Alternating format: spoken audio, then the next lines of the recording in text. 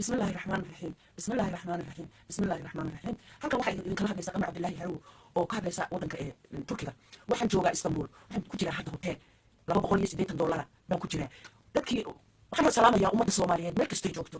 waxaan gaar ahaan leeyahay qamar Cabdullaahi waa noolahay mana dhiman mana waalan dadkii yiri way waalatay oo way qaawantahay oo iyadoo umaryahay dhigatay walaa hawla walaa quwwata illa billahi al-aliyyil azim walida ilaahay baa haya ee qof ma hayo qofna gacanta kuma haysto waxa aniga mucjisa xagga rabbaanida ah ayaa igu dhacday alxamdulillahi rabbil caalamiin ilaahay baan taana ugu xubin qaya وانا فيعناhay quruxdaydana waa jeedaan wax alla wax dhibaato ah oo i qabsadayna haba yaraatee ma jirto sidii waxaan kala gaar ahaan u salaamayaa walaashay Xayaat Cabdisalaam oo iga quu qaadin sidii ilmo ay dhashay oo kale 3 bilood ba 2 bilood meel la joogtay waxa kala gaar salaamay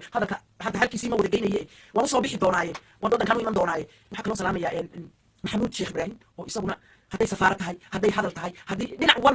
walba i garab taagan allah garab taagnaada kulligood waxa kala salaamayaa farxaan waxa kala salaamayaa hibe maxamed farduus cabdisalaam kullu ma wada koobi kara dadka mana wada sheegi karo marka waxa ii daran dadka yiri way waalatay waan imanaya wadanka haddaanan dhiban oo aanay taydii noqonin waan imanaya wadanka waana soo socdaa waana ii jeedaan mana qaadanin fikrin waali